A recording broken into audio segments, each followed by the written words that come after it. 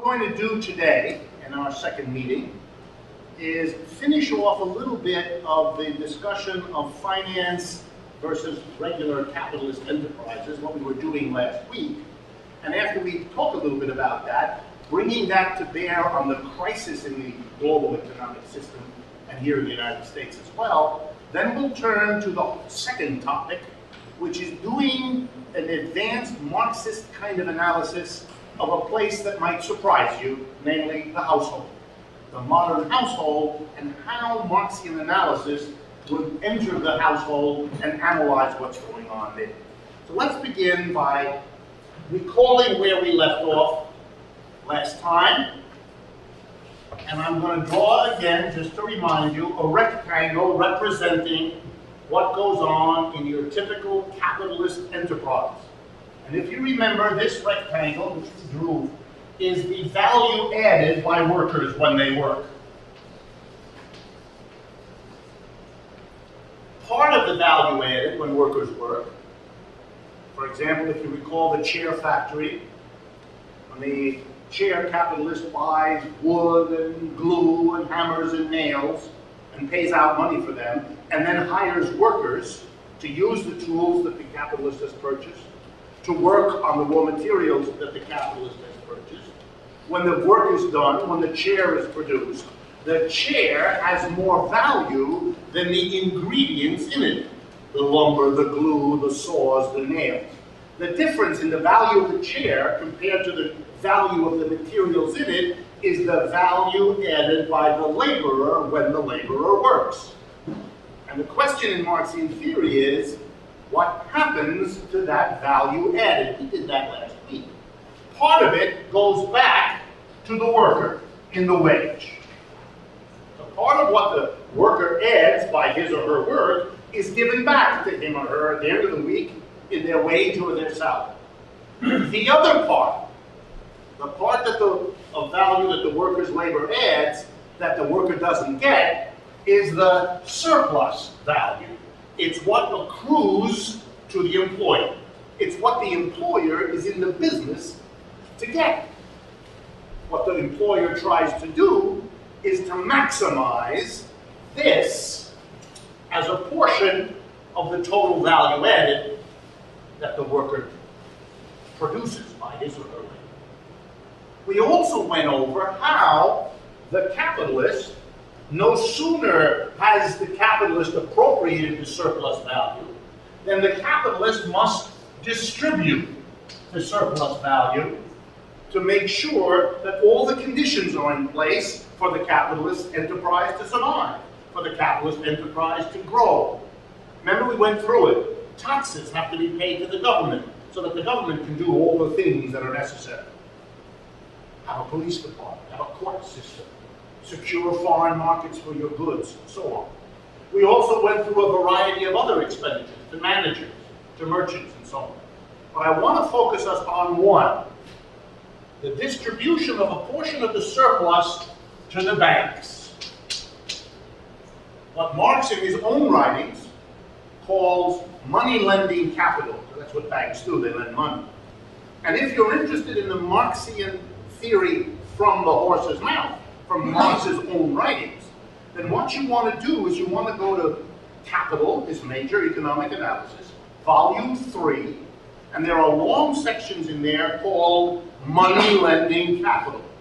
And basically what I'm about to do is apply in a condensed way what Marx works out as his analysis of what we would nowadays call finance capital. He called it then money lending. And you'll see a whole bunch of chapters in volume 3 devoted to that. The argument, simply put, a capitalist needs to be able to access credit. A capitalist cannot be dependent on his or her own accumulated wealth, because at any given time, in the ebb and flow of business, in the competition with others, our capitalist may need a chunk of money. Let me give you some examples. A new machine is invented, very expensive, but that really produces more goods per hour of work than ever were possible before. His competitors are buying that machine, our capitalist has to. But it's very expensive. He doesn't have the money. He can go to a bank and get the money. And that may mean the difference between survival and collapse. Another example. It's taking longer than usual to sell the output. Normally, he can sell so much and he gets the money from selling it, and that money is available to pay his workers. But it's taking a little longer. They'll be sold, but it's taking longer, but the workers aren't going to come to work on Monday if you don't pay them on Friday. So he goes to the bank to borrow money to pay his workers and see him through until the revenue from selling comes in. There are 1,000 other examples of capitalists who need access to capital beyond what they themselves own. Banks provide them. How do banks do it? Banks, which are themselves in historical development, have to go through a long period of time before they're in a position to lend money to an industrialist. For example, you have to convince people to deposit their money in a bank. You may all take it for granted that when you have money, you go get a bank account. That took a long time to get people comfortable to do that. Ditto for companies. You have to trust the banker, you have to believe that this is safe, etc., etc. So banks have to develop, but in modern capitalism, we're going to assume they exist, and now here's the relationship. The banks provide capitalist enterprises, industrial capitalists, those who produce commodities, with an important condition of their survival and growth, namely access to pools of money as and when they need it. That's what banks provide. In exchange, the bank demands a cut of the capitalist surplus. If we're going to give you what you need, you've got to give us a reason to lend that money to you. What's in it for the bank is they're going to get back more money than they lend. The principal plus the interest. What's in it for the industrial capitalist, the commodity producer, to give interest to a bank is it secures the industrial capitalist access to credit. And that's the relationship. That's a crucial relationship. More today than at any other time, because almost all businesses, and certainly all large businesses, are dependent on their relationships with banks. They must have credit. They must have credit in an ongoing way. The way you can see that is you can go to any large corporation you're familiar with. Use Google. Go to the Google, look up the corporation, and look up its basic financial statistics. And there you'll see a number for the outstanding debt. And you'll be amazed at how big it is. Most large corporations have debts in the multiple millions or billions of dollars. Most of the corporations you know are constantly rolling over this debt, paying back a debt and taking out another one because they couldn't go on without it. They must have that.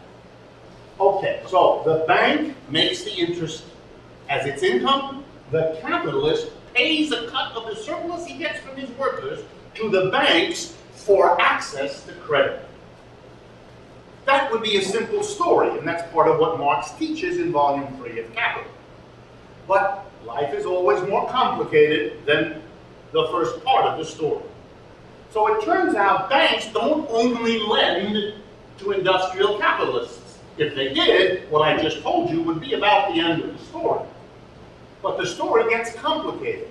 Banks who collect all the deposits of society, all the liquid money that individuals, businesses, and so on have, may find themselves, and often have, taking in more money than the industrial capitalists are interested in borrowing.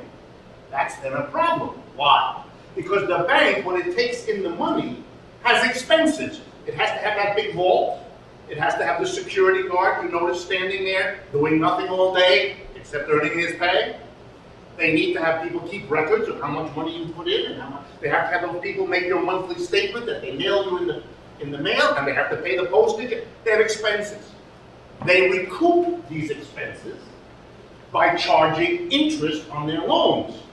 Therefore, they're in great trouble if the money flowing into the banks as deposits and so forth cannot be relent by the bank at interest. So imagine a bank collecting deposits, which they're always trying to do, but discovering that the industrial capitalists are not borrowing anywhere near enough for the bank to survive. The bank would then have to go and, ready, find other borrowers, or else risk death, economic death. So they do. The banks lend to governments. Very popular. The banks take the deposit and they lend it to the government. Their own government? Well, other governments too. Any government where they can get a good rate of interest and feel secure that they'll get that money back. They'll get repaid. But they can also lend, and they often do, to workers. That's an interesting idea. You could take the deposit and lend it to a worker. 2 examples. I'll give you 3 or 4. 4 examples.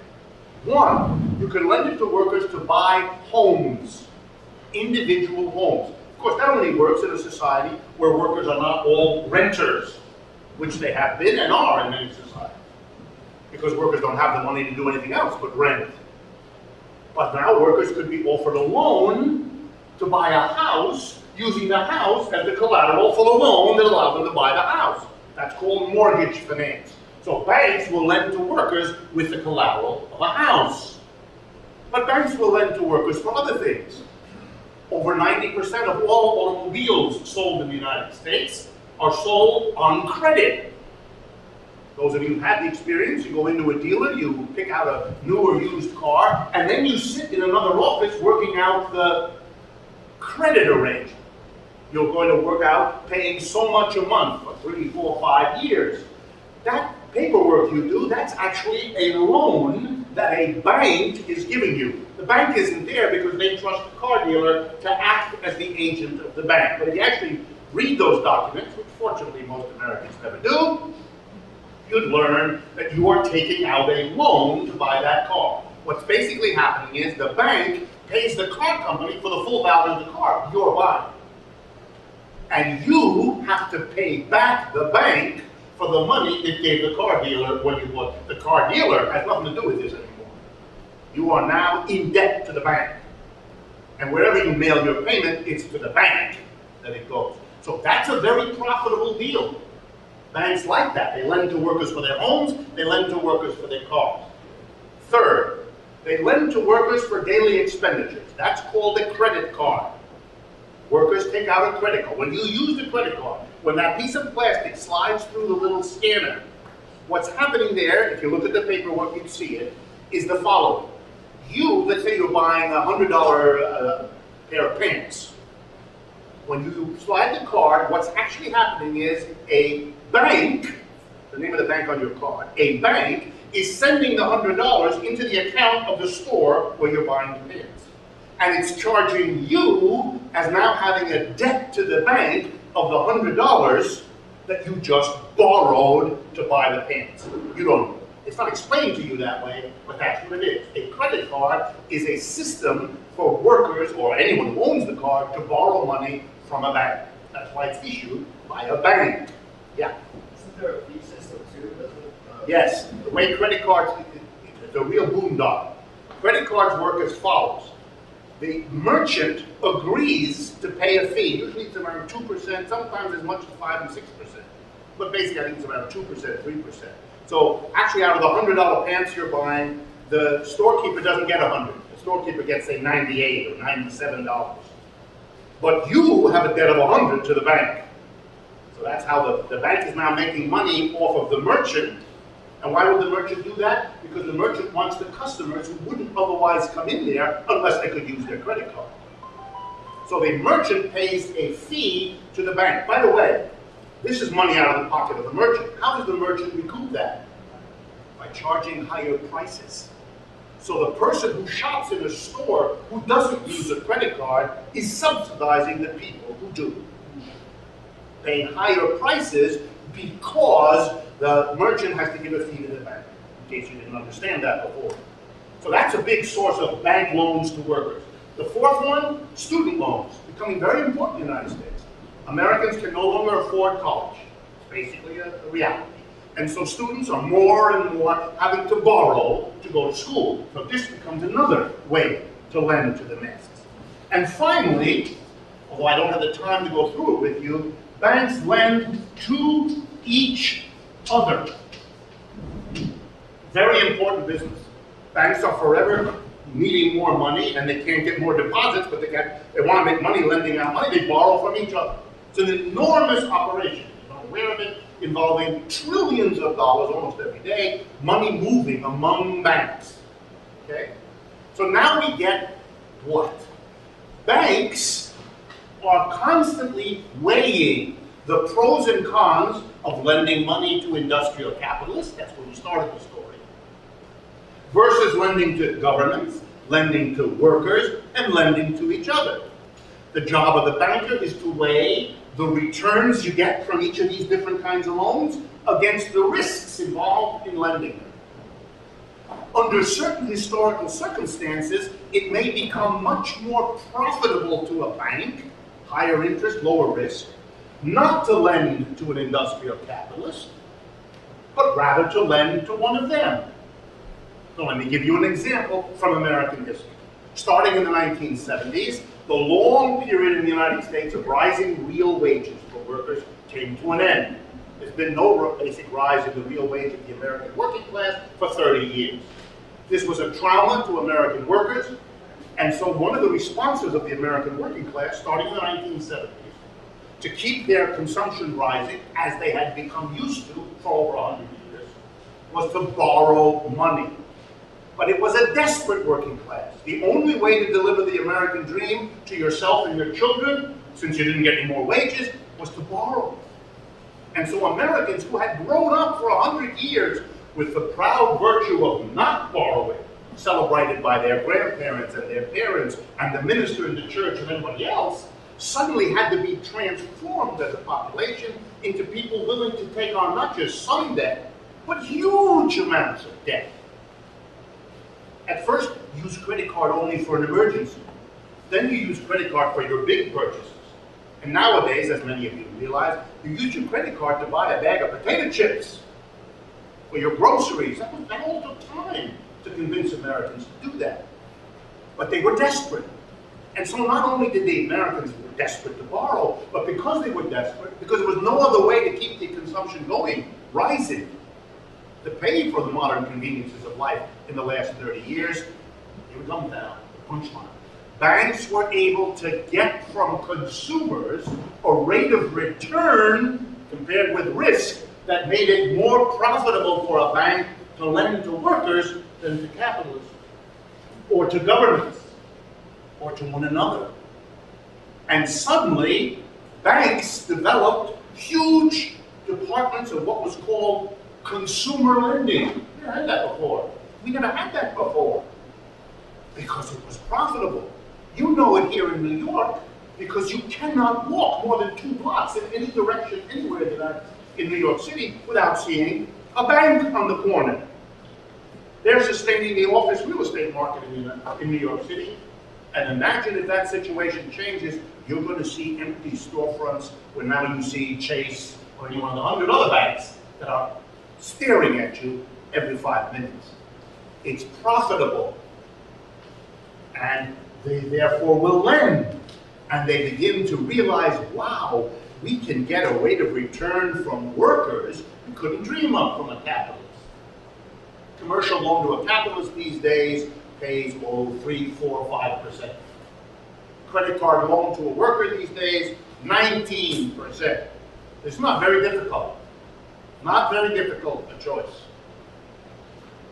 But now watch the craziness of capitalism as Marx teaches it. If banks lend to workers because it's more profitable, they may say to capitalists, we don't have money for you. Or they may charge them enough higher interest because unless those capitalists pay more, they'd rather lend it to workers. This could mean that capitalists get shut off from a kind of credit they need to function.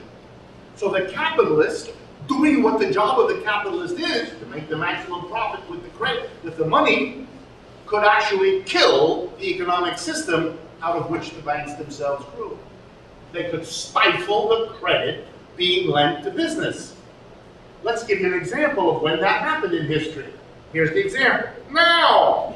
Right now! All across America, if you check with businesses, they will tell you, we can't get loans, we can't get loans, the bank won't lend to us. It just won't lend to us. The terms are too onerous.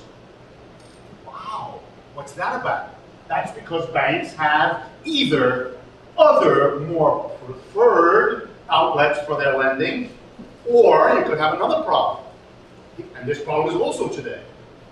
The banks got so into lending to workers, they were making such profits that they overdid it. They lent to workers who couldn't, in a month of Sundays, pay that back. They didn't have the income, they didn't have the prospects for higher income, they were borrowing money that it just was not in the cards they would be able to pay back. And a bank that overlent to workers, or, here's the European dilemma these days, a bank that lent to a government who can't pay it back.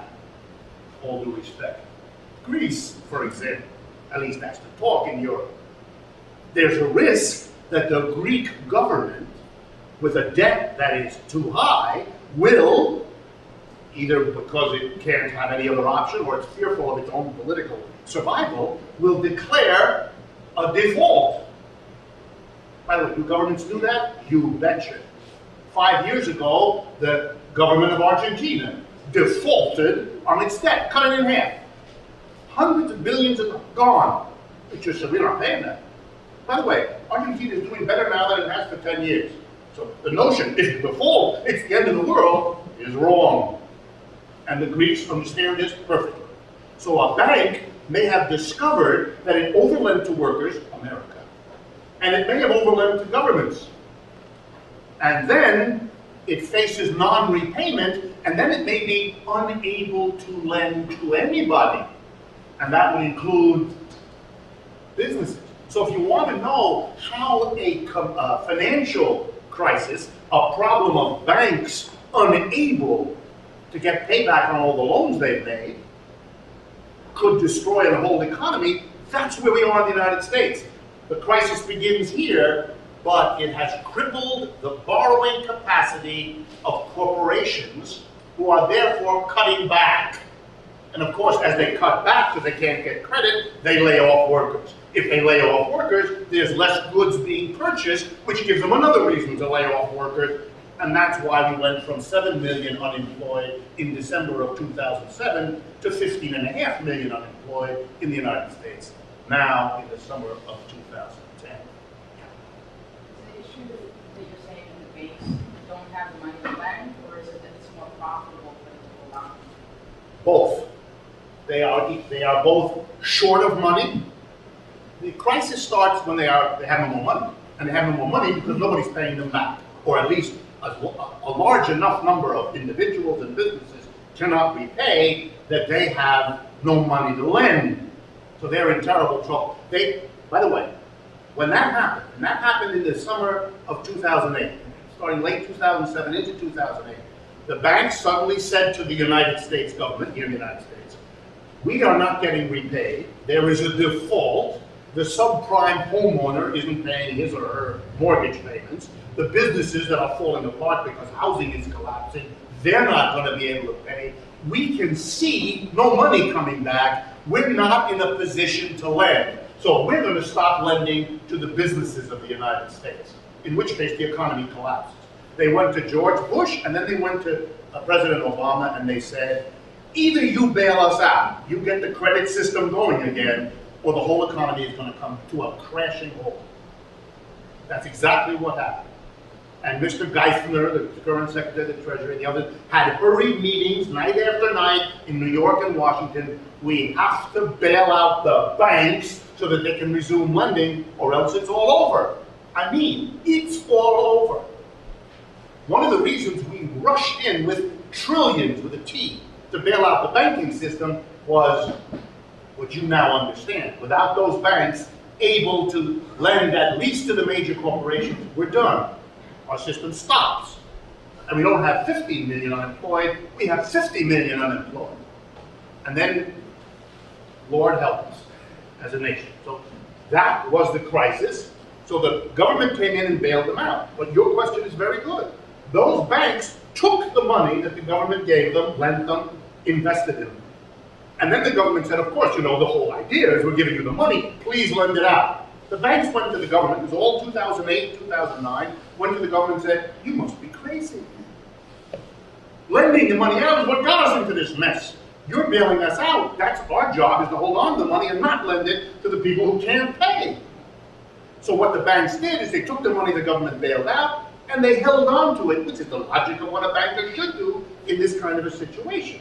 But it made everybody angry. Gee, the banks aren't lending it out. Hello, that's how they got into the problem. Of course they're not going to lend it out. The government bailed them out and they held on to a lot of it because it's too dangerous. You can't lend to the workers, they're already defaulted. You don't want to lend to government, which, by the way, is a major thing they've been doing, lending to government. Because the government's had to borrow to bail them out. Let's do that again. The banks lent to the government the money that the government used to bail out the banks. If you understand that, and you understand that you're not a bank, that's why they're doing well and you're not. Okay? That's the way this system works. That's the efficiency and the prosperity that capitalism delivers to the people who live in it. So the banks are now sitting on a lot of money that they are lending only to a few governments, like the United States, that they think are secure. They don't even want to lend it to half of the countries in Europe because it's not secure anymore. They sure as hell are not going to lend it to workers. Across America, people are being informed by their bank, your credit limit on your credit card is being reduced. Your credit card is being taken back. Your credit limits, all of that's happening across the board. People are all upset. They didn't do anything wrong. They get a letter from their bank saying your credit is reduced. Yeah, welcome. The banks are taking care of their business, as they are supposed to do. But what I want you to see, and what Marxism was saying, is the idea that the relationship between finance capital and industrial capital is a study in the efficiency. This is a chaotic system. It is not under control. It is not beautifully oiled and working like a well-functioning machine. No, it isn't. It's dependent on all of these decisions made by these independent decision makers. Sometimes they can all work out together. That's true. Sometimes they can. And sometimes they work at cross purposes, like now. But there's no built-in mechanism that manages this in a coherent way. And that's how we got a financial crisis in the first place, and one that then became a crisis of the so-called real economy of employment as the second step, and we're still in that. The banks have recouped a good bit of the losses because of the government bailout and holding on to their money. That has helped the banks, and the stock market where the banks play, to come back a good bit. But it has meant that the employment situation in the country has deteriorated virtually in a straight line. Yep. If the fundamental idea was to pool savings, lend it out at an interest rate, and the difference between what you recover is where you make your money. Workers no longer save. Capitalists no longer borrow. Is it all just offset by fees and I mean, people's equity in their homes has been halved. Where's all the savings of this negative savings? Savings in the, remember that when economists use the word savings, they refer not just to the savings of workers and individuals, but also to the savings of corporations. Every part of what a corporation takes in that it doesn't immediately spend, it puts in the bank. That's considered economically as a saving. It is now in the bank's hands, and the bank doesn't want to sit on that money. It wants to lend that out. So likewise with persons, the net saving per year of the American working class is zero. Americans don't. But during the year, you put money in the bank that sits there for a week, a month, half a year before you draw it out. That money, the minute it is placed in the bank, is considered savings, because savings is just what you do with money other than immediately spend. So all of that money is collected by banks and made available to whoever they can lend it to. By the way, critics of this have always existed. People have said, I don't mean Marxists now, just all kinds of other people. Savings is a collective quantity, right? What a bank does is take lots of money from lots of different people. It is, in a sense, the discretionary fund that the mass of the population doesn't need right now to buy things with. It's put in the bank. Why should the bank, a profit-making institution, have it in its power to decide whether or not to lend that to somebody? That's a social accumulation, and it should be allocated based on the needs of the society without the intermediation of a bank trying to make profit. It's a classic argument for the social dimension of economics that should not be allowed to be under the control of a private entity seeking to make money for itself, and in the process deciding what to do with the society's savings that the society needs to have available to it. Yeah. So with the time value of money theory that's going on, also in this, when you loan, right, the money up front is worth more later. So you have to keep raising the interest to make up for that. And as the interest rises, so does the calculation for the value of that money today. So doesn't that eventually just keep rising until it bottlenecks itself? No, because you got to be careful. The notion that a dollar today is worth more than a dollar next month, that isn't true. Or rather, it's only true under particular circumstances. Let me give you an example when it isn't true. Suppose you either have already or you believe you're about to face something called a deflation, a period of time when prices are going down. We've had that in our history, and there are many people, by the way, who think that that over the next year or two is going to be what we have here. If you believe that a deflation is what's coming, already underway, then a dollar today is worth less than a dollar tomorrow. Why? Because the dollar today will buy less than it will tomorrow, because the prices will be lower tomorrow than they are today. So under those circumstances, you don't need a premium, an interest payment, to lend money. You'd be perfectly happy to lend someone money, and they pay you back maybe even less than you lent them. You'd still be ahead if the prices were lower a year or two from now. So the whole notion of what an interest rate is in terms of time depends on the social condition. The time alone tells you nothing. But isn't the inflationary period basically The reverse. Yeah, well, it drags you down into a recessionary period. That's like almost like it's perpetuated that chaotic cycle of capitalism where eventually it's going to bottleneck itself. Okay, I misunderstood. Yes, these are self-reinforcing. Think of it in my example a minute ago. If you think prices are going to fall, you don't spend now. You hold back. But if anything is going to make merchants drop their prices even more, it's everybody holding back, expecting prices to fall. So your very expectation becomes a factor bringing to pass what you expect. And with inflations, it's the same thing. If you think prices are going to be higher next year than now, buy the TV now, not tomorrow. But if everybody does that, the price of TVs will go up even faster. So yes, in our crazy system where everything is efficient and all worked out, we live in a world in which our fears of what may happen often lead us to take steps that make the likelihood of what we fear all the greater. And if that strikes you as an irrational system, good. Understood. Yeah. Of course, there's another source of capital that potentially circumvents the banks entirely. That is, if the company issues stocks, bonds directly to the public. Right. If I had time, I would go through all that. Right. Banks are not the only way that a capitalist can get money. That's right. A bank can issue stocks, new shares of stock that people buy. That's a source of money.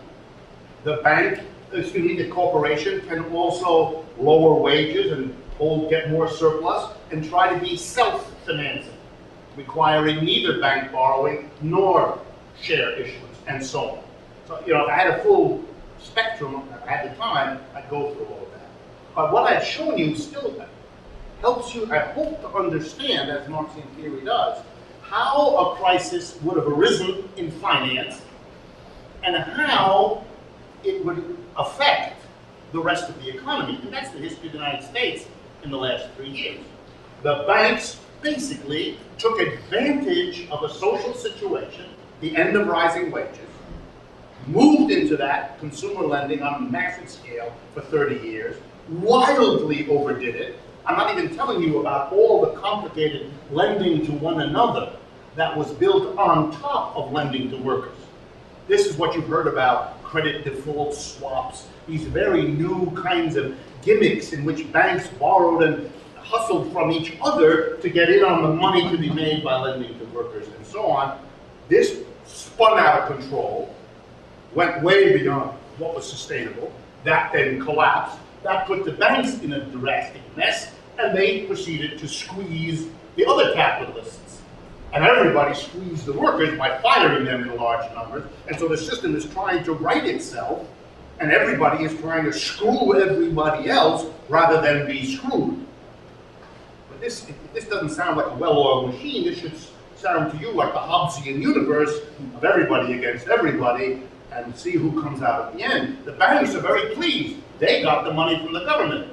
They got it first, which turned out to be real smart, because nobody asked any questions in 2008. They just poured money on the banks. Now, when we want to extend unemployment benefits to unemployed workers who've been unemployed for more than 6 months, it's a drawn-out, multi-month debate over an amount of money that is nothing compared to what was given to the banks a year and a half ago. What's going on? That's the old story. It's better to be the first one to borrow than to be the nth one. By the time N comes along, everybody's worried about what's left to be lent out, and you get the short end of the stick. The banks are very pleased. They ended up being the major cause of the crisis and the major beneficiary of the anti-crisis program. Very nice for them. Yeah. Was there an alternative to bailing out the banks that would have restarted the whole credit system, or Very good question. And if this were a course on the crisis, I would give you the long answer. Let me give you the short answer. Assuming the capitalist system, your question is right on. No. If you're going to get the credit system going again, and if the central agency for credit is the banking system, with an assist, for example, by insurance companies, because the insurance business had insured all of these crazy loans of people to one another. That's what AIG was about. In our system, if you're going to have private enterprises in the credit business and you want to get predatory, you have to bail them out. Absolutely right. What would be an alternative? Well, here's an alternative. You nationalize all the banks. It's the end of private banking. You basically declare credit is too important for the functioning of our economic system to be in the hands of private bankers who have proved to us that they're not trustworthy guardians of the enormous economic power they have as concentrated bankers. That's the end of a private credit system. You socialize the banking sector. By the way, European countries, France is a good example, did this. After World War II, basically, French banks were nationalized.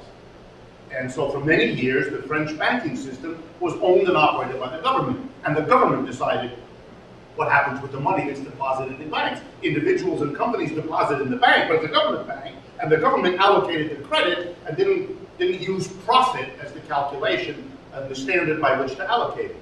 It was the social benefit of distributed credit. And so they supported, for example, they wanted to build up their wine production, because they're famous in the world for that. So wine producers had access to credit on preferred terms, et cetera, et cetera. So that would be an alternative way. Yeah. what about the possibility of buying, giving the money to the people that lost their money in the houses that would then put that money in the bank rather than... Well, that's not an alternative. What that would have done is it would have reduced the crisis in the banks. For example, if you had, I assume you're going in this direction, if you had responded to the crisis by a massive government program of hiring, so the federal government came in and said, okay, we have 15 million people without a job, we're not going to give them unemployment benefits, we're going to give them a job, we're going to hire them, pay them a proper salary, and have them do useful things. Well, what that would have meant is millions of workers who were defaulting on their credit cards wouldn't have, who were defaulting on their mortgage payments wouldn't have, because they would have had the job, earning the income that would allow them. So it would have been a way to seriously reduce the crisis that was afflicting them by enabling these people to continue payments. The problem was that by the time the crisis hit, millions of workers were so deep in debt that even with a regular job at a reasonable salary, they couldn't sustain these things. And so you would have had to at least mix such kind of a mass program with still a major reorganization of finance to cope with this crisis. Yeah. Yeah. Yeah, I'm just concerned that our, your opinion, of course, that our establishment is going to be okay with permanent 10% unemployment and not lending to lots of people, including small businesses. What do you think? Yes, I think that's definitely part of what's unfolding. I think, to make a long, again, story short, I think between the movement of jobs out of the United States to other parts of the world where wages are much lower and taxes are lower and environmental demands are lower and so on, you're creating a situation here in the United States in which we're not going to have work for millions of people. This, by the way, is a shock perhaps for the American people, but for most people around the world, it's their normal condition. What it means is that the United States is going to look more and more like the rest of the world. It's going to have a core of very rich people, very comfortable, in all the Manhattan and the nice parts of Chicago. You know what all the nice parts are. And a hinterland of people in deep trouble, barely getting by, falling further and further behind culturally, educationally from the core. And that is the norm in the world. And the United States is in a very delicate moment now because the fear of those who run the society is the question: will a population that has been exempted from all of that for 150 years, that lives in the exceptional United States, the very wealthy, will they tolerate it? Can you impose those conditions on a population that thought it was immune from that problem? That, if you want my own opinion, that's the #1 political question of the rest of our lives. How that will be managed and how the American people will react. So if the problem in the real economy at this point is that the banks are holding on to their money, my question is, the banks only make money by lending it. So presumably they're holding on to it because they expect they can lend it at a higher interest rate later. That's right. But they too big to fail was the main slogan. So each bank individually must know that if they are holding on to credit, they have enough sway that it might never boost up the real economy again. And why would they expect that they could get a higher interest rate? Because they have no choice. It's not that they want this. They don't have secure, profitable outlets for lending. One of the reasons the United States is able to borrow apparently unlimited sums to do all this bailing out is because American banks and other countries' banks will lend to the United States at historically very low interest rates because it's the best they can do. They're not happy about it, but it's the best they can do. One of the reasons, if you haven't noticed it already, but you will, that everything you do with the bank is going to have a fee attached to it. Kiss the no fee checking goodbye. Kiss all. You're going to you notice over recent years, if you bounce a check, the fees get higher and higher. The banks are having to try to recoup their income because they're not making the kind of money lending. The government would like to accommodate them and let interest rates rise. But if interest rates rise, nobody's going to buy a house, no one's going to buy a car, and that's too dangerous, so they can't do that. So the government has to keep the interest rates low, so the banks are not making enough money, and you have this endless pushing and shoving to get around this situation. But they are holding back because of their concerns that they don't have safe places, or they're lending particularly to governments because they're secure, but that makes their profits so low that they have to. And by the way, one of the things they're beginning to do is play the stock market again to recoup the rate of return that they need because they can't make money lending. So they become lenders to people who play the stock. One of the reasons the stock market has done well is that the banks have been pouring money into the stock market to make the money they can't make in any of these other. But folks, we're going to kill the next topic if I don't. I understand your interest. I promise you, what we're about to do with the household will be at least as interesting. Yeah, absolutely. Okay, let's turn then to the household and class analysis using Marxian theory from Capital to analyze the household. I have to begin, of course, by demystifying or perhaps removing the very shock that some of you may have in your minds at the thought of a Marxist analysis of the household. I'm going to show you how class exists inside the household, how class struggle of all kinds exists inside the household. That's a bit of a shock, because we live in a society which doesn't recognize that class exists in the household, that class struggles occur there.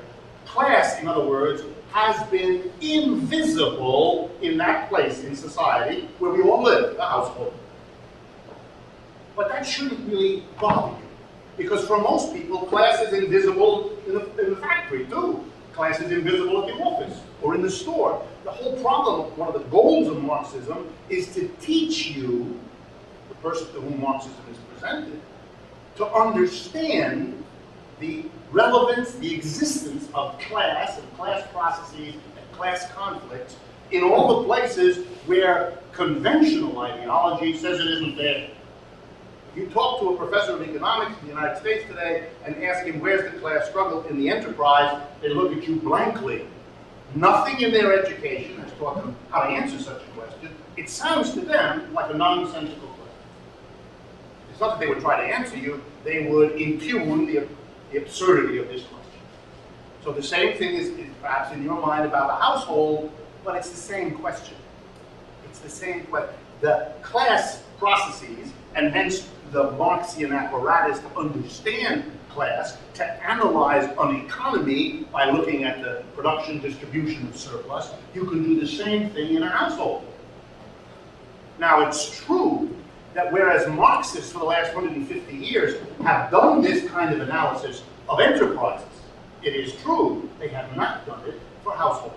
So that the Marxian tradition is itself partly responsible for the invisibility of class analytics in the household. It contributed to that, not consciously, perhaps not intentionally, but it did. And that's because Marxism is not immune to the impacts of the larger society. Never was. In modern bourgeois culture, the household is considered out of the economic system. It isn't analyzed 99% of the time in any economics. Indeed, it was only the women's liberation movement that developed in the United States in the 1960s and 70s that finally forced the economics profession to begin to seriously deal with the household as an object of economic analysis. And then not just Marxists, but non-Marxists did it as well. By the way, very conservative economists had analyzed how a household works. One of the closest colleagues of Milton Friedman at the University of Chicago, a professor named Gary Becker, B-E-C-K-E-R, became a specialist in applying conventional neoclassical economics to the household. Famous for an article in which he analyzes why people get married by looking, the man has a desire for his consumption of goods and services from the wife, and his attitude towards the desirability of children. And the wife has one, and they get married if these two are compatible. It's a little bit like I go to the store and I buy Rice Krispies instead of bananas, because I like Rice Krispies better than bananas. So I like marriage rather than not marriage, and I like Marianne rather than Louise. But it's a calculation of the utility of doing this, which, if you know conventional economics, is how they reason. And Becker does that. But I want you, in the time before we take a little break, I want you to go with me into the relationships inside the household and ask the same question that Marxian theory asks outside the household. Here are the questions. Is there labor going on? Are people using their brains and muscles to transform raw materials into finished products? Because that's what goes on in an enterprise. Remember the chair example? People are using raw materials, wood, using their brains, concept of a chair, and their muscles to transform the wood, the glue, the nails, and the hammer into a chair. Is something comparable happening inside the household? Second question. If labor is going on in the household, is there a surplus being produced? Is there somebody who's producing more than they themselves consume and delivering it to somebody else in the way that a worker in a capitalist enterprise produces more, the surplus, than he or she gets for working there? Or in the language from before, value added is larger than the value paid to them. In the household, is a surplus being produced? And if so, by whom? And who gets it? Those questions have to be asked, because the household is a place in society, just like the enterprise is a place in society. So let's ask the questions that Marxian theory implies, and you'll see right away what the results are. Is labor performed there? Of course it is. Raw carrots are processed by means of labor into a meal. A dirty shirt is transformed into a clean and ironed one. Brains and muscles are transforming raw material by means of tools and equipment into a different finished product. A clean shirt is different from a dirty one. A cooked meal is different from raw carrots. A broken piece of furniture is repaired. You understand this, by the way, because you all know in our society that regular enterprises do all that too. The same labor goes on in an enterprise that I just described at a home. We live in a time when more and more of what used to be done at home is now done in an enterprise. Everybody used to cook at home. Now many people buy prepared food, etc. So the household is a place where labor is performed. Physical labor, just like in an enterprise. But to pique your interest, I want to talk just for a moment about another kind of labor that is particularly present in the household. It's present elsewhere too, but it's part of a new development within Marxian theory that is worth your while and is taken up in this book, which is one of those books I mentioned to you, Class Struggle on the Home Front, Work, Conflict, and Exploitation in the Household. A book put out this year, a collection of essays using the Marxian analysis I'm teaching you now on a whole range of topics having to do with household. If you're interested, this is the place to pursue it. Okay. Labor in the household, physical labor, we finished. Here's another kind, emotional labor. This is different. This is using your brains and muscles not to produce a good or a service outcome, but something a little harder to define. It's using your brains and muscles to change the feelings of another person, or indeed yourself. It's an attempt to alter the emotional state of another person. It's what a spouse does when his or her other half comes home from work, exhausted, aggravated, upset, irritated, and tries to adjust those feelings, calm them down, reassure them, comfort them. That's an enormous effort. It takes brains and muscle to do that, and that's a whole other kind of labor, and we're going to talk about that at the end of our discussion of the house. But to keep things simple and to make the story persuasive, I'm going to stay with physical labor. Cooking, cleaning, shopping, childcare, repairing furniture, curing people's medical problems. All the labor that is done inside the household. So we've established that there's labor going on, just as there is in enterprises. Next question. Is there somebody producing surplus for somebody else in the course of the labor, which is what we've seen in an enterprise? Well, let's see. I'm going to take as my example the, quote, traditional household in the United States. I'm very aware that not all households look like this. I'm doing a stylized version. You can adjust it for all the other kinds of households. But in my stylized traditional household, here's what we got.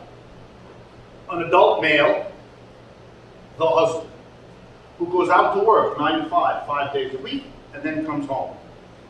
The wife, who stays at home. She is a housewife, a homemaker, whatever words you want. She does the cooking and the cleaning and all of that in the home. Now let's look. First, the husband's out of the picture. He doesn't do labor in the household. He does labor at the enterprise. The wife does labor in the household. Let's see what she does. For example, when she makes the bed, she transforms the raw material, a rumpled bed, into a nicely made bed. Does she just produce a made bed on her side of the double bed? No. She makes that part nice, she makes the other part nice too. She makes the whole bed. Number two, When she prepares dinner, is it dinner for one? No, it's dinner for herself and the husband when he comes home. When she cleans, does she clean only the part of the apartment she steps on, the rug in, or you get the picture? There is surplus done. Somebody who's doing labor is producing more output than they themselves get. Just like a worker in an enterprise adds more value when he or she works than is paid back to them in a wage. So it turns out, and all of this is done in great detail in the book if you're interested, that the whole household in the United States is a site of labor and a site of class, that is, the production of surplus. And in the story I just told you, we can now answer, who produces the surplus? Answer, the wife. And who gets the surplus? The husband. Uh-oh. Let's do that again. The household has inside of it a class structure. The production of surplus by one member of the household and its appropriation by another. This is not like the capitalist enterprise because, for example, there's no wage payment. The husband doesn't shell out money for the wife each day the way an employer has to do for a worker. It's also not in value terms. There's no delivery of money or cash or anything like that from the wife to the husband. Her surplus takes the form of the delivery of product in the example I gave you. And now it's really interesting. Notice what else is different. There's no profit calculated. The employer has to make money. The husband is not making money out of anything. The husband is happy with the delivery of the surplus by the wife. It's what he expects. It's what she expects. Indeed, when they got together to make a household, they each swore to love, honor, and cherish or obey one another, which the husband understood to mean, you're at home and you make my side of the bed too. And she understood as an expression of love that she would perform those functions. So it's really interesting. You have a class structure, but it's not held together by a market. There is no market. By wage payments, there are none. By profit calculations, there are none. What is holding it together? We know why the worker comes to work and produces surplus for the employer, because he gets a salary or a wage for that, and that's how he lives. So we understand. What is it with the wife? Well, what holds her there is a conception of her place in the world. She's held together by a ritual on top of a conception, right? She thinks of herself as a person who will be married and do this, perhaps replicating what her mother was a model for. She goes through a ritual of committing herself. She uses words like love, and cherish, and honor, but in class terms, she is entering into a relationship with a man that entails producing a surplus for him. Well, the way we handle this, just let me finish the basic point, and I'll answer the question, then we'll take our brief debate. The way we handle this is to say that there is a class process and structure going on here. Class process, the production and appropriation of surplus. I'm going to show you after the little break how the surplus gets distributed, just like the capitalist does. But for the moment, class goes on in the household. In my traditional household, the surplus producer is the female. The surplus appropriator is the male. Of course, households could be reversed. We could have the man doing the surplus and the woman. The gender is a separate matter from the class structure.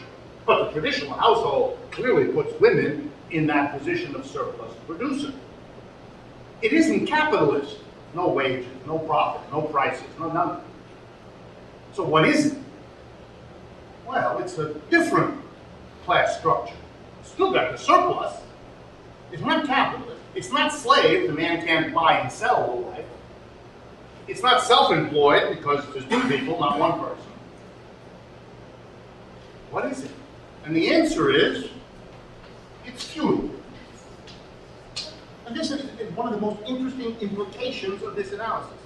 Households are a kind of feudal class problem. What do I mean? Well, the word feudal comes from medieval Europe. It has to do with the Middle Ages. Roughly 500 AD to around 1600 AD. 1100 years that Europe was in a feudal class structure.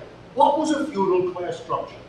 It had two players, not the employer-employee, because feudalism didn't have that. There were no wages. There was no proletariat. In many parts of feudal Europe, there was no price and no market. What bound the two players of feudalism together, and they had names. One was called a serf, and the other one was called a lord. The serfs, typical of feudalism, worked Monday, Tuesday, Wednesday on the land allocated to them. Thursday, Friday, and Saturday, the serf left the land that he farmed with his family and went to work on the land of the Lord. And whatever the serf produced the first 3 days, he kept for himself. And whatever the serf produced the last 3 days on the land of the Lord belonged to the Lord. So the fruit of the last 3 days was the surplus, was what the worker, the serf, produced that he himself didn't get. That was delivered to the other. What held the two together? A conception, a ceremony, and a ritual. You've seen it in the movies. The serf gets down on one knee, and the Lord comes over and taps him on the shoulder with the flat of the sword, and the serf looks up appealingly into the face of the Lord and promises, it's from the Middle Ages, to love, honor, and cherish him. And the Lord promises the same to the serf. Both of them understand what it means. The serf will produce a surplus for the Lord, and the Lord will gratefully receive it. 1100 years people live with that. So one of the first implications of Marxian theory is that it has identified labor in the household, it has identified class, and it's given the class a name. That we have a class structure in the household which is different from the one outside. Meaning that the American people, for example, the American proletariat, start playing with this now, folks. It's a powerful apparatus here. It means the following kinds of things. That an American worker lives, he or she, in one class structure at home and a different one at work. And that's a problem to navigate back and forth in the same day between different class structures that have different ways of identifying who you are. Think of the next idea. The man, in general, goes out to work at a place where he produces surplus for the employer. That's, after all, why he's employed. But at home, the man occupies a very different class position. He's not the producer of the surplus, he's the appropriator of somebody else's, which means the man has a conflicted relationship to class. He's on both sides in his two different locations, which might mean that he's convicted about his ideology, his politics, and what he does. If a woman adds to her household position as a surplus producer a job in the larger society where she's also a surplus producer, then the wife in a modern capitalist society is exploited twice, once on the job and again at home. The husband isn't. And that may mean a different attitude between men and women to the whole apparatus of class analysis and class struggle. Wow! Let me boast. No other theoretical apparatus to analyze households has ever come up with anything like this. You either use Marxian theory to figure this out, or you don't have anything. Here's a thought. You could teach the American people, as part of everybody's education, to understand the class structure of the household, just like we teach them to understand the class structure of enterprise. In which case, everybody would have to confront, what does this mean? Do I want to be a household serf? Do I want to be a household lord? Or, as the American slogan has, each man is a king in his castle. What an interesting metaphor. How very, very appropriate, given the feudalism of our class-structured households. But it might also begin to be possible for people to ask the following question. If the ideology of marriage has to do with love, affection, nurturance, equality, and mutual support, how in the world will a marriage survive if it has to coexist, this ideology, with an underlying class reality in which one person is exploiting the other? Isn't it likely that the class conflict embedded in that relationship will erode and undermine whatever affect brought the couple together? That would be a Marxist question about the difficulty in modern society of partnering, of relationships, particularly in a society where the difficulty of household class production is intense. Okay, 2 quick questions, then we need to take a break and come back and do this again. Yes, ma'am. Yeah, well, there's another way to look at the appropriation of this. I agree that there's an appropriation of surplus value, Right. but capitalist that employs a husband pays him a wage in order to reproduce his labor, and instead of having to pay for the husband to get fed and somebody to prepare his meals and so on and make his bed, he has, the fact that he has a wife doing it means that he doesn't have to pay that into his wage. So the appropriation of the surplus value that's created is actually being appropriated by the capitalist, by the boss of the husband. Okay. Half. I agree with you half. Let me show you how I would handle this, and this is done in the book as well. A household budget, it turns out to be a very complicated thing once you do Marxian theory. Let's deal with the husband first. The husband gets a wage. Let's assume he goes out to work, he gets a wage. But he also gets the surplus labor of his wife. Okay? So in a sense, the husband gets the income from selling his labor power in the larger power world, and then he gets the surplus produced by his wife. This one is in money. This one is not in money. This is in product, goods and services. Okay? But, careful now, our husband also has complicated expenses. As in Marxian theory, as the question says, he uses, we assume, the money from his job to reproduce his capacity to labor. He buys his clothing and his shoes and his car and all the rest of the crap that he needs to be able to keep earning. He has to reproduce himself. And he has the benefit of the wife, the surplus that she delivers to him. Now let's look at the possibilities, because that's what a good apparatus of theory allows you to do, explore the reality. Here's one possibility. Our husband has a ball. He appropriates the surplus his wife does, which saves him from having, she makes a meal plan, so he doesn't have to go out and buy one. She cleans his clothes, so he doesn't have to go out and take it to the cleaner, and all of this. So he has extra wages to have a good time. What is saved, in a sense, by his wife working. Is that a possibility? Sure it is. Does that happen? Oh, no. There's another possibility. Our husband has to provide the wife with the tools and equipment and the premises in which to do surplus labor. So he takes a part of his wage and buys a stove, a fridge, a house, etc. He provides, like a capitalist does, the conditions for her to produce a surplus.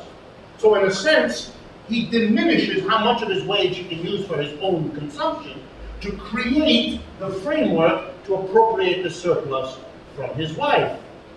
He may then understand that situation as being, hey, sweetie pie, I buy all the things here that you count on, because you use the fridge, and you use the stove, and you use the clothes dryer, and you live in a house. So this is sort of what you owe me. It's your giving to me, because in a sense, I'm giving to you. Does that happen? Sure it does. Here's yet another way that this can be worked out. A husband can be so happy and satisfied with whatever surplus his wife brings him that he actually accepts a lower wage. The capitalist doesn't have to pay him as much as otherwise, because instead of having to require the capitalist to pay him so I can buy the things that reproduce my labor power, I'm cashing in on the surplus from my wife. In that case, the relationship inside the household carries a hidden subsidy to capitalism outside the household, because it allows the capitalist to get away with paying less to the husband than he otherwise would have to. These are all different ways in which the class relationships in the household impact the people who live there and the larger society. But the point here is, you have, before you can do any of this analysis, you have to see that there is class. Just like in Marxism, if you're going to do anything with organizing labor against capitalism, you have to begin by seeing and identifying the class processes going on in the enterprise. One quick question, then we take a brief break. Yeah? It seems like to really prove that there is surplus value appropriately, you have to look at all the ratios of all the things that the husband provides. Yes. So, I mean, in other words, in a simple situation where, let's say, the husband brings in the raw material and the wife puts it in the traditional patriarchal setting. So the live labor that the woman performs, right, to cook the meal, let's assume that they divide the meal after it's cooked in half. In order to prove that there's surplus value appropriate for the husband, we have to prove that the live labor performed by the wife has more value than the value of the raw material that the husband brings. Otherwise, there is no surplus value appropriate by the husband, because they're dividing it by half, and those two parts, the live labor and the embodied labor of raw material. There is no value. Value only exists when there's exchange. There is no exchange. Labor. This is all, that's right, it's all measured in terms of labor. And the distinction is in labor time, necessary labor time, and surplus. Yeah. How much of the labor you do produces an output that you yourself consume, and how much of your labor produces an output that somebody else gets. That's the issue. And you're right, and you'll see it in the book, if you do this analysis with this theoretical apparatus, you have to go into households and look exactly who's doing what. And remember, there's a whole range here. Let me tease you before we do the break. There's nothing that requires a household to be organized in this feudal way. Here's what's been going on in the United States in the last 25 years. The feudal household has been falling apart. It doesn't survive in our country anymore. It worked real well for 200 years. Is in terrible trouble now. The most rapidly growing kinds of household in the United States is the single adult household. People are not living with anybody. This was such a good time. This was so successful. That's the fastest growing one. Gay, heterosexual, both combined, that's where people are living. Alone. Alone. And it's led by the women. 3/4 of divorces are initiated by women in the United States. They can't stand it. That's the truth of it. And what happens? Well, one of the things that happens is the woman now with or without children, lives by herself. Husband likewise. But here's an interesting alternative. That ideology of love and affection and solidarity can take the form of a household, 2 or more people, in which none of this class process that we're used to, this exploitation somebody produces for somebody else, that's not allowed. Instead, the household works as follows. I think how many of you at least fantasize what I'm about to say. Husband and wife will do all work equally split. They will share the cooking, they will share the cleaning, they will share the child care, and that's what's expected. And that's what they both assume. And together they will both produce more than for just themselves. The husband will make the meals for both, and she'll make the beds for both, whatever they do. Division of labor. But they will both produce a surplus, and they will both decide how to distribute the surplus that they produce. Well, that would have to be called a class structure. Labor is going on, surpluses are being produced. But it's not feudal, and it's not capitalist, it's not slave, it's not a single person. Bingo.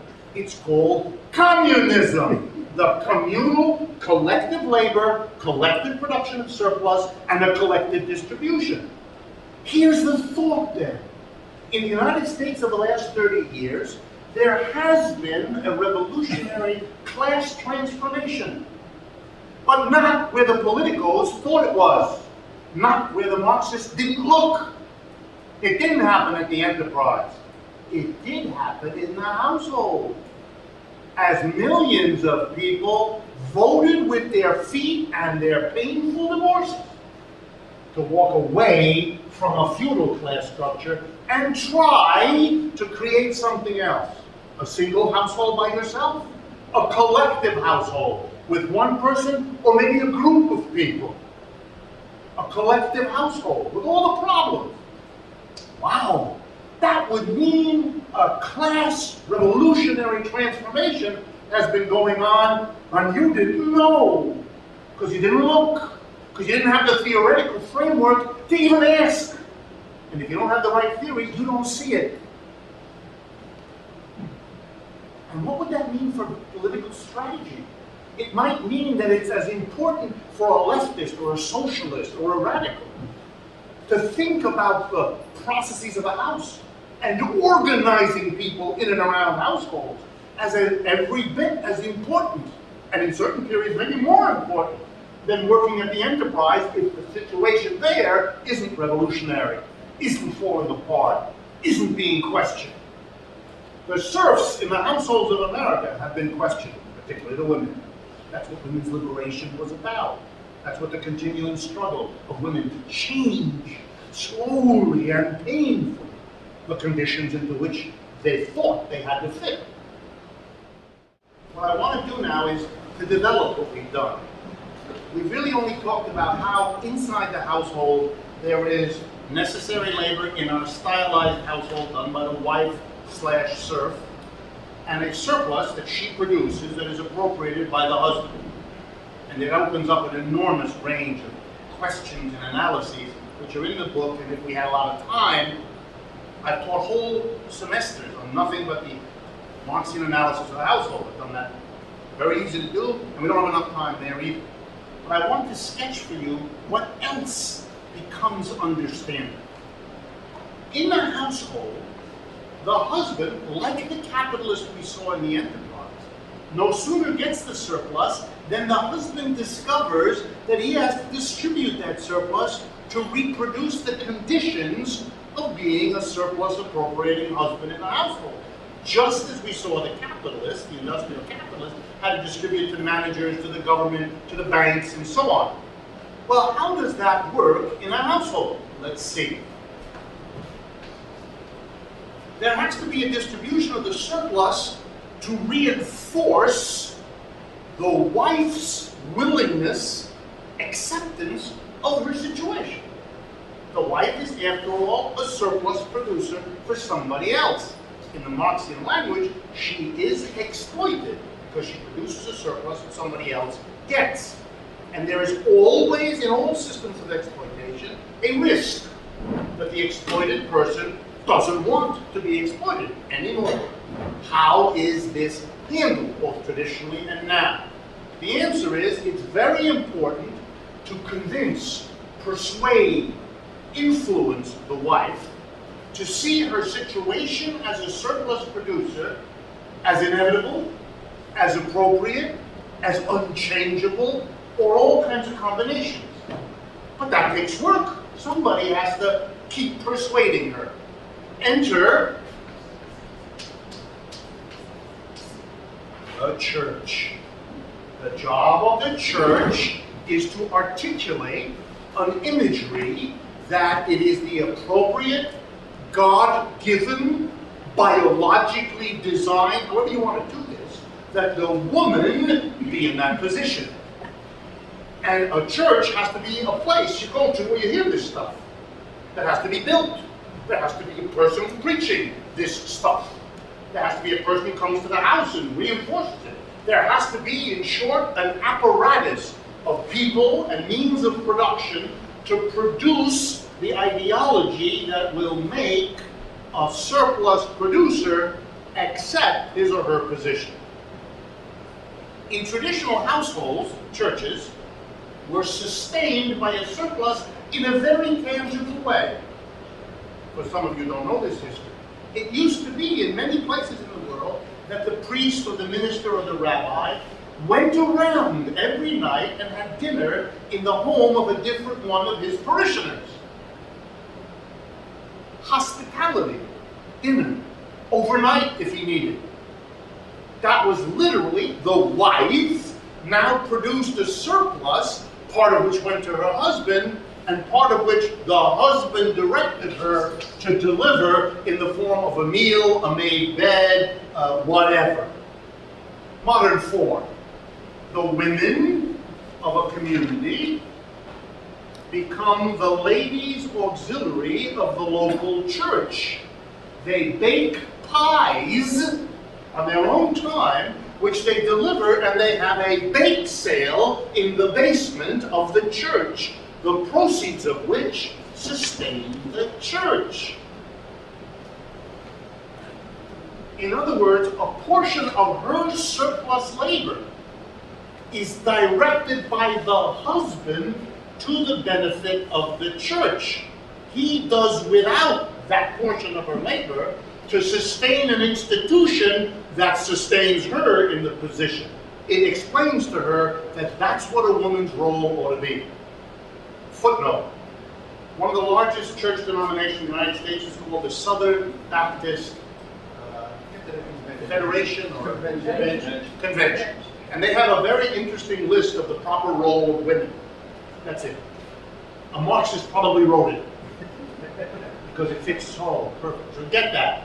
Just Google it, you'll find it. It's what the woman is, the man is the head of the household, man is in the house, is God in the community, etc. Okay, so that's one. Here's another thing, the household. It has to pay taxes. The way our country works, the maintenance of your household, the clean street in front of it, the fire department that comes and puts out a fire that allows you to continue to exploit your wife in the house, because it would be hard to do if they were all burned down in the house. Those come out of the household. The house, all local communities attach taxes to households. That's how it works. So that has to come up. Now notice, this is usually demanded in money. Uh-oh, she doesn't produce money. By the way, could a wife produce a surplus in money? Sure. Instead of making extra bed or extra time fixing their furniture, the husband can direct the wife to make crafts and go into town and sell them. Then she would earn money, which she turns over to the husband. Then the surplus she does would take a money form. Does that happen? Absolutely. In many societies, a lot of that happens. But we're going to assume that the money has to be paid in taxes, but she's working in the household. So now the husband, remember before, has to take a part of his wages to pay the tax, and he can't spend it on himself. He has to pay a tax for the household. It's like buying a fridge or a stove. And so he sees her surplus delivered to him as her share, compensating him for paying the taxes out of his wages. The complexity of a household budget that has to encompass the man in the outer class structure of the enterprise and the internal class structure of the household. And we're not done. It gets now more complicated. There has to be management. Remember how we saw in the factory, a part of the surplus has to be paid to the managers. We went through that last time. Well, the household has to be managed. Records have to be kept. Equipment has to be purchased to maintain the household. All kinds of stuff. So who's going to do that? You need to buy a ledger. You need to have a pen. You have to have a desk where this is done. And someone has to do it. Often it's the wife. A part of her surplus is, in a sense, paid back to her. She is getting a cut of the surplus for being a manager as well as the producer of the surplus. You might call it a worker self-management arrangement inside the household. All of these are fascinating to pursue to understand the complexity that households can have even within a feudal class structure, and the same parallel with any other kind of class structure. Next, just to show you some of the implications. The wife may find herself in a position, let's take the feudal traditional household, where the husband is not anymore able to bring home enough wages to secure the feudal household. He cannot pay for the fridge, the stove, all the other things. It doesn't work. And the family cannot continue, or at least it cannot work at the level it wants to. It cannot generate the cash income without which it can function. And so a decision is made that the wife, the other adult in the household, must replicate the husband. She, too, Monday to Friday, must go out of the house and work in the world of capitalism outside, get a job from an employer, and produce perhaps surplus for the employer. In other words, she's like the husband. And as someone correctly pointed out to me in the little break we had, this has certainly been part of the United States. At the end of World War II, or in the 50s and 60s, we had roughly 20, I believe was the number, 20% of adult married women working outside the household. Today the number is 80%. There is no more important social change in the United States over the last 40 years than that. That revolutionizes everything. That's very fundamental. So what I'm just about to analyze is a real situation. What happens then? What happens? Our wife, as I hinted at you before, is now in a peculiar situation. She is exploited twice. On the job, she produces surplus for the employer. At home, she produces surplus for the husband. And here are some hard statistics for you. Women did 85 to 90% of the housework in the 50s and 60s. They do 75% now. The women going out to work did not change, at least in the United States, the basic division of labor inside the household. So women did not fundamentally alter. They reduced it some, but not very much. And the result has been women in our culture, doubly exploited, have resorted to a whole set of mechanisms to cope with that burdensome situation. I'll give you just a few. One, American adult married women are the largest consumer of psychotropic drugs of any population in the world by a huge margin. Tranquilizers, uppers, downers, the whole apparatus, that is overwhelmingly a women's medication. Now, unless you believe. Legal and legal?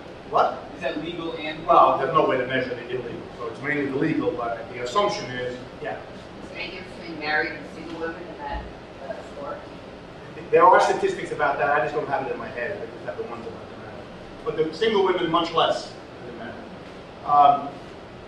Unless you believe that women are, for some reason, American women unlike others, or women unlike men have some physical reason to be addicted the way they are, this is clearly, I would argue, a reflection of the situation they're in, which is unbearable. And so they turn for comfort to something that people turn for comfort to, in a culture where there are prohibitions and taboos about other kinds of self-comforting when you're under that kind of pressure. It also has something to do with the level of divorce. I mean, if you compare this situation to one in which you at least get rid of one exploiter, the husband, you can't afford to get rid of you have to have a job, but you can get rid of this other one, and so you do. I want to remind you, 3/4 of divorces are initiated by women.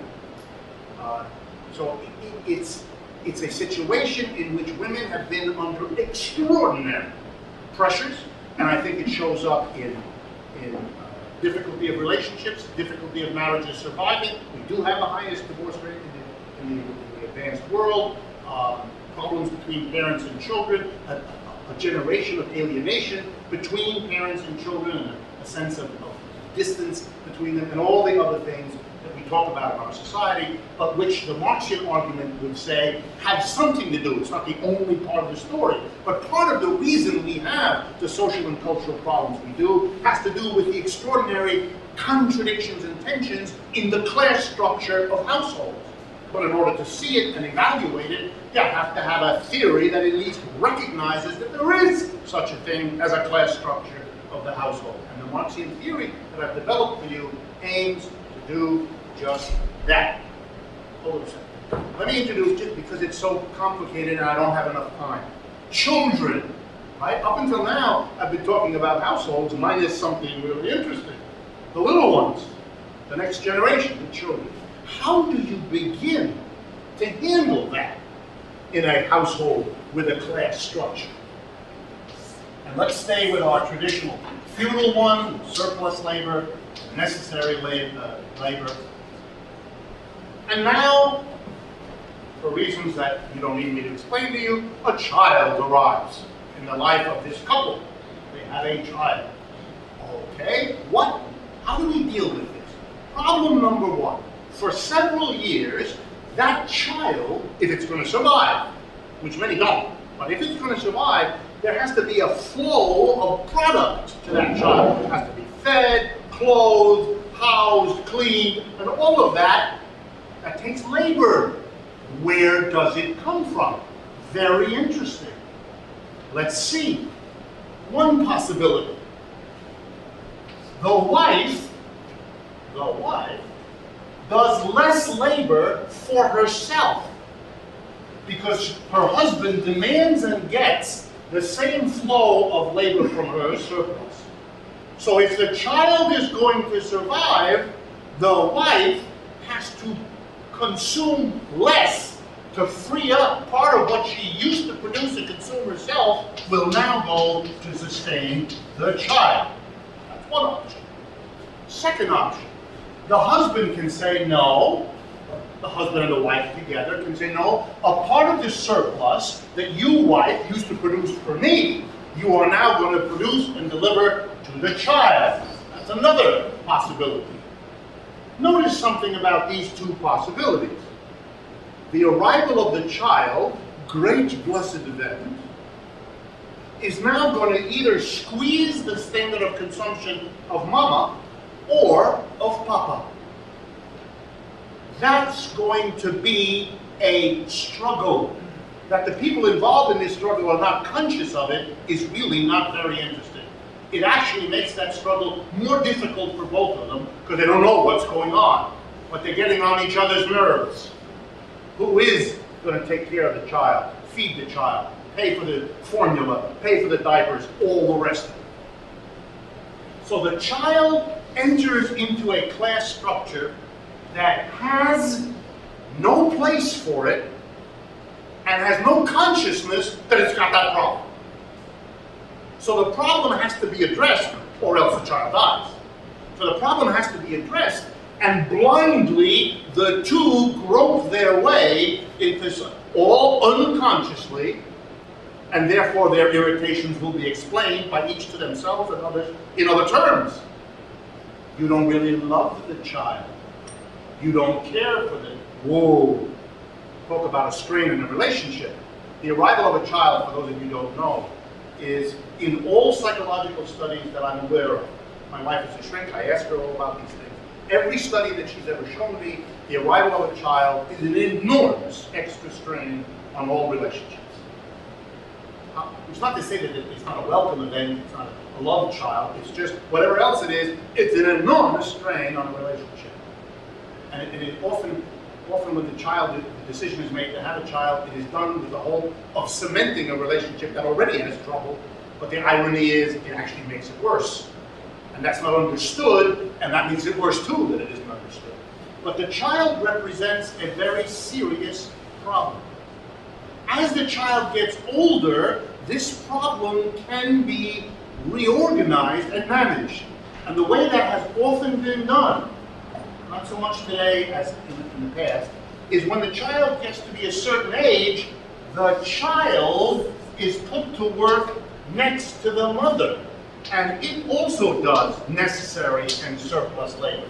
In a sense, it pays the father back in surplus later in its life for the allocation and the diminution of his surplus earlier in life. The notion of the child as an investment of the father. Okay? You put these things together and I simply leave you with the question. How do you handle the emotional, affective relationships, parents and children, children with one another, if they have to, in addition to negotiating growing up, being born, and all the other things of life, they have to navigate unconsciously the class structure into which they are born. Lastly, the child grows up. What does the child see? What does the child experience in the class structure of the household? Keep in mind that the first introduction to class for most people is in the house, not in the enterprise.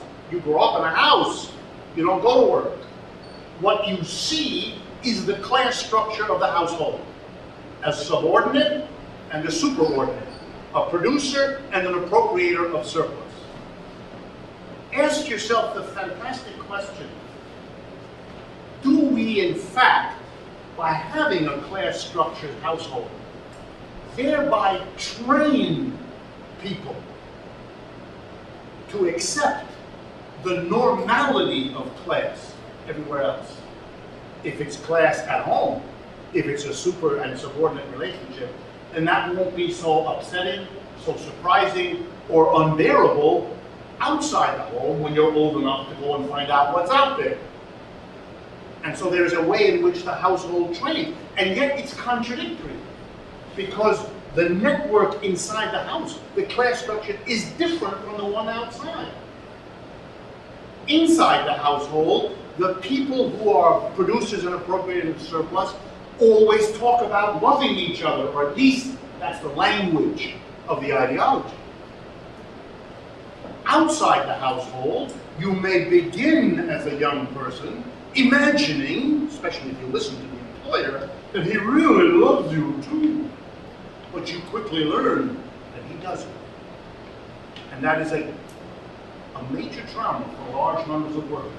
Think of the number of workers we will see on television in America now, say, befuddled in front of a TV camera. I worked for 40 years in this company, and they just laid me off. And how is it? What? You scratch your head. Don't you understand the system? The employer is not your mother.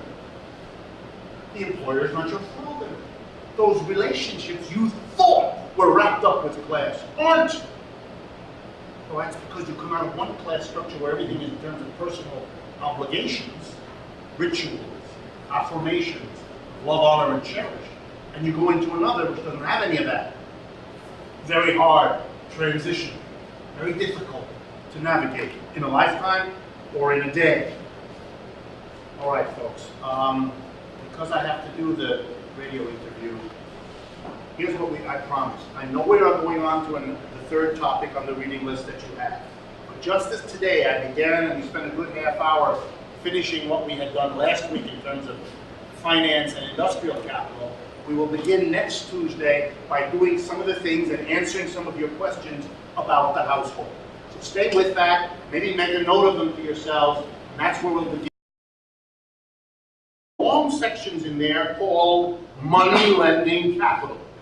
And basically what I'm about to do is apply in a condensed way what Marx works out as his analysis of what we would nowadays call finance capital. He called it then money lending. And you'll see a whole bunch of chapters in volume 3 devoted to that. The argument, simply put, a capitalist needs to be able to access credit.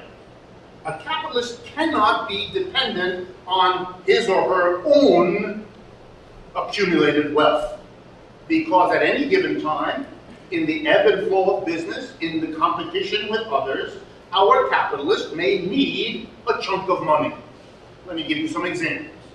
A new machine is invented, very expensive, but that really produces more goods per hour of work than ever were possible before. His competitors are buying that machine, our capitalist has to. But it's very expensive, he doesn't have the money. He can go to a bank and get the money. And that may mean the difference between survival and collapse. Another example. It's taking longer than usual to sell the output. Normally, he can sell so much and he gets the money from selling it, and that money is available to pay his workers. But it's taking a little longer. They'll be sold, but it's taking longer, but the workers aren't going to come to work on Monday if you don't pay them on Friday. So he goes to the bank to borrow money to pay his workers and see him through until the revenue from selling comes in. There are 1,000 other examples of capitalists who need access to capital beyond what they themselves own. Banks provide them. How do banks do it? Banks, which are themselves in historical development, have to go through a long period of time before they're in a position to lend money to an industrialist. For example, you have to convince people to deposit their money in a bank. You may all take it for granted that when you have money, you go get a bank account. That took a long time to get people comfortable to do that. Ditto for companies. You have to trust the banker, you have to believe that this is safe, etc., etc. So banks have to develop, but in modern capitalism, we're going to assume they exist, and now here's the relationship. The banks provide capitalist enterprises, industrial capitalists, those who produce commodities, with an important condition of their survival and growth, namely access to pools of money as and when they need it. That's what banks provide. In exchange, the bank demands a cut of the capitalist surplus. If we're going to give you what you need, you've got to give us a reason to lend that money to you. What's in it for the bank is they're going to get back more money than they lend. The principal plus the interest. What's in it for the industrial capitalist, the commodity producer, to give interest to a bank is it secures the industrial capitalist access to credit. And that's the relationship. That's a crucial relationship.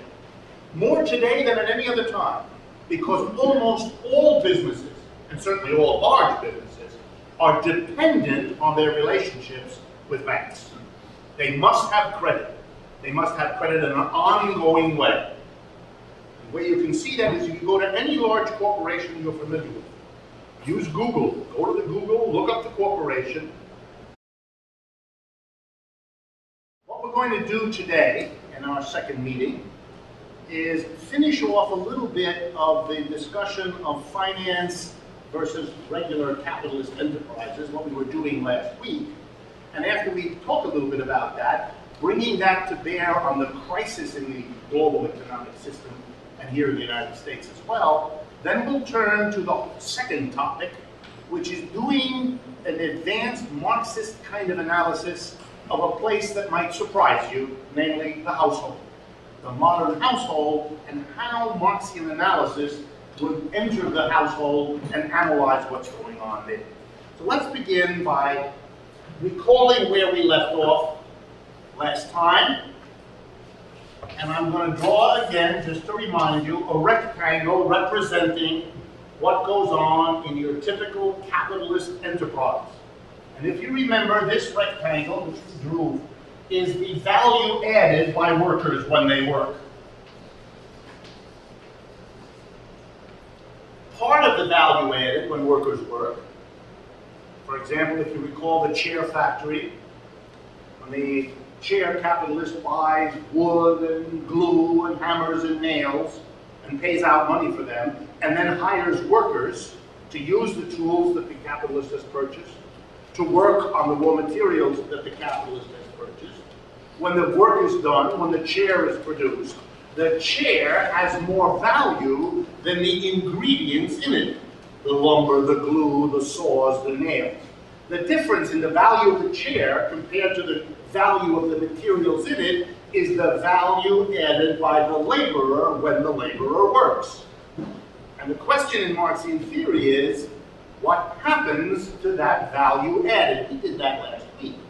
Part of it goes back to the worker in the wage. So part of what the worker adds by his or her work is given back to him or her at the end of the week in their wage or their salary. The other part, the part that of value that the worker's labor adds that the worker doesn't get, is the surplus value. It's what accrues to the employer. It's what the employer is in the business to get. What the employer tries to do is to maximize this as a portion of the total value added that the worker produces by his or her labor. We also went over how the capitalist, no sooner has the capitalist appropriated the surplus value, then the capitalist must distribute the surplus value to make sure that all the conditions are in place for the capitalist enterprise to survive, for the capitalist enterprise to grow. Remember, we went through it. Taxes have to be paid to the government so that the government can do all the things that are necessary. Have a police department, have a court system, secure foreign markets for your goods, and so on. We also went through a variety of other expenditures, to managers, to merchants, and so on. But I want to focus us on one, the distribution of a portion of the surplus to the banks. What Marx in his own writings calls money lending capital. That's what banks do, they lend money. And if you're interested in the Marxian theory from the horse's mouth, from Marx's own writings, then what you want to do is you want to go to Capital, his major economic analysis, volume 3, and there are another office working out the credit arrangement. You're going to work out paying so much a month for 3, 4, 5 years.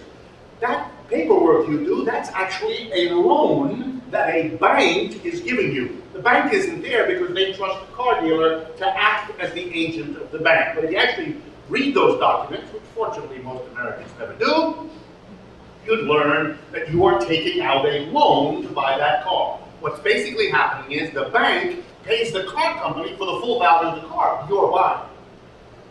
And you have to pay back the bank for the money it gave the car dealer when you bought it. The car dealer has nothing to do with this anymore. You are now in debt to the bank. And wherever you mail your payment, it's to the bank that it goes. So that's a very profitable deal. Banks like that. They lend to workers for their homes, they lend to workers for their cars. Third, they lend to workers for daily expenditures. That's called a credit card. Workers take out a credit card. When you use the credit card, when that piece of plastic slides through the little scanner, what's happening there, if you look at the paperwork, you see it, is the following. Let's say you're buying a $100 pair of pants. When you slide the card, what's actually happening is a bank, the name of the bank on your card, a bank is sending the $100 into the account of the store where you're buying the pants. And it's charging you as now having a debt to the bank of the $100 that you just borrowed to buy the pants. You don't, it's not explained to you that way, but that's what it is. A credit card is a system for workers or anyone who owns the card to borrow money from a bank. That's why it's issued by a bank. Yeah? Isn't there a fee system too? Yes, the way credit cards, it's a real boondoggle. Credit cards work as follows.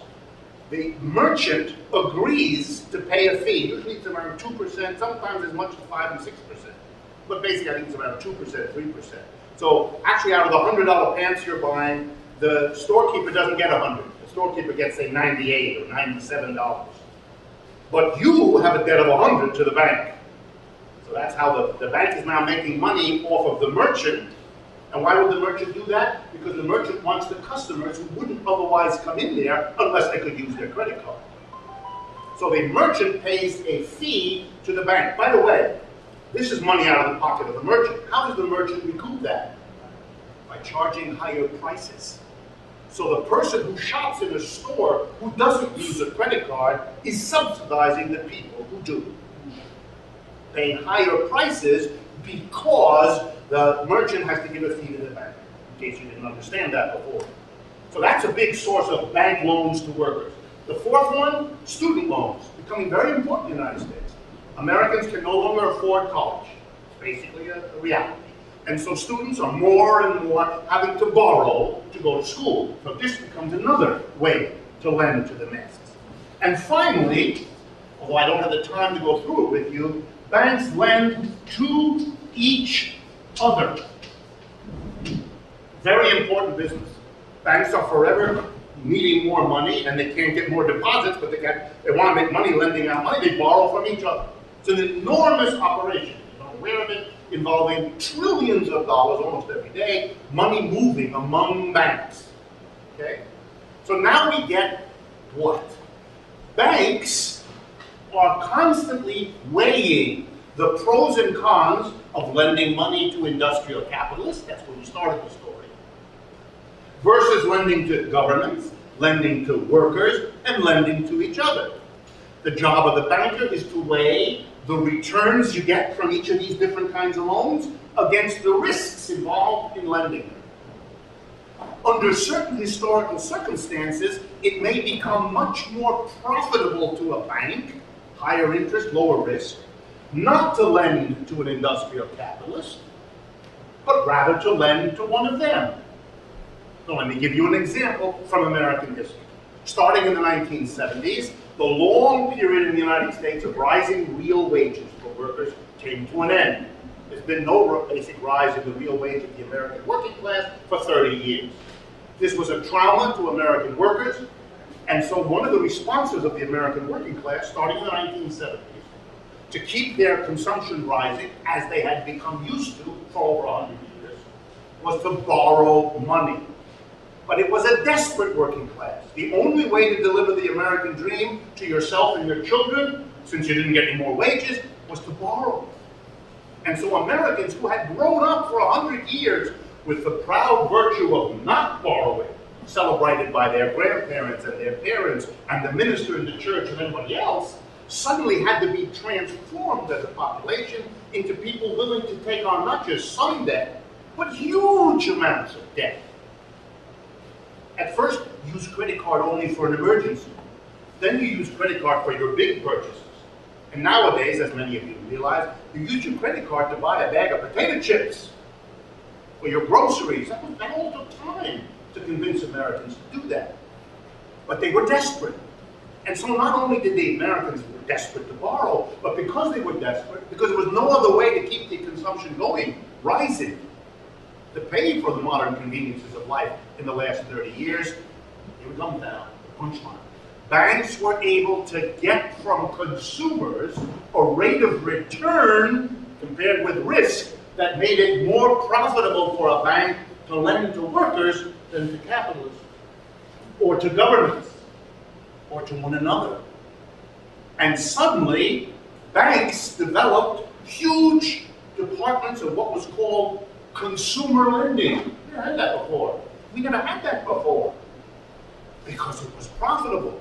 You know it here in New York because you cannot walk more than 2 blocks in any direction anywhere in New York City without seeing a bank on the corner.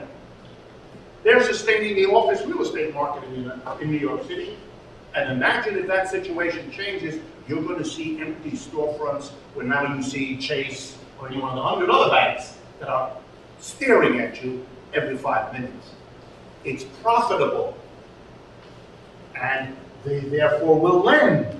And they begin to realize, wow, we can get a rate of return from workers we couldn't dream of from a capitalist. Commercial loan to a capitalist these days pays 3, 4, 5%. Credit card loan to a worker these days, 19%.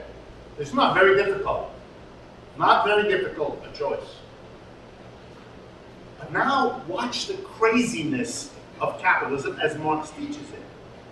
If banks lend to workers because it's more profitable, they may say to capitalists, we don't have money for you. Or they may charge them enough higher interest because unless those capitalists pay more, they'd rather lend it to workers. This could mean that capitalists get shut off from a kind of credit they need to function. So the capitalist doing what they and look up its basic financial statistics. And there you'll see a number for the outstanding debt. And you'll be amazed at how big it is. Most large corporations have debts in the multiple millions or billions of dollars. Most of the corporations you know are constantly rolling over this debt, paying back a debt and taking out another one because they couldn't go on without it. They must have that. Okay, so the bank makes the interest as its income. The capitalist pays a cut of the surplus he gets from his workers to the banks for access to credit. That would be a simple story, and that's part of what Marx teaches in Volume 3 of Capital. But life is always more complicated than the first part of the story. So it turns out banks don't only lend to industrial capitalists. If they did, what I just told you would be about the end of the story. But the story gets complicated. Banks who collect all the deposits of society, all the liquid money that individuals, businesses, and so on have, may find themselves, and often have, taking in more money than the industrial capitalists are interested in borrowing. That's then a problem. Why? Because the bank, when it takes in the money, has expenses. It has to have that big vault. It has to have the security guard you notice standing there doing nothing all day except earning his pay. They need to have people keep records of how much money you put in, and how much. They have to have those people make your monthly statement that they mail you in the mail, and they have to pay the postage. They have expenses. They recoup these expenses by charging interest on their loans. Therefore, they're in great trouble if the money flowing into the banks as deposits and so forth cannot be relent by the bank at interest. So imagine a bank collecting deposits, which they're always trying to do, but discovering that the industrial capitalists are not borrowing anywhere near enough for the bank to survive. The bank would then have to go and, ready, find other borrowers, or else risk death, economic death. So they do. The banks lend to governments. Very popular. The banks take the deposit and they lend it to the government. Their own government? Well, other governments too. Any government where they can get a good rate of interest and feel secure that they'll get that money back. They'll get repaid. But they can also lend, and they often do, to workers. That's an interesting idea. You could take the deposit and lend it to a worker. 2 examples. I'll give you 3 or 4. 4 examples. 1, you could lend it to workers to buy homes, individual homes. Of course, that only works in a society where workers are not all renters, which they have been and are in many societies, because workers don't have the money to do anything else but rent. But now workers could be offered a loan to buy a house, using the house as the collateral for the loan that allows them to buy the house. That's called mortgage finance. So banks will lend to workers with the collateral of a house. But banks will lend to workers for other things. Over 90% of all automobiles sold in the United States are sold on credit. Those of you who've had the experience, you go into a dealer, you pick out a new or used car, and then you sit in a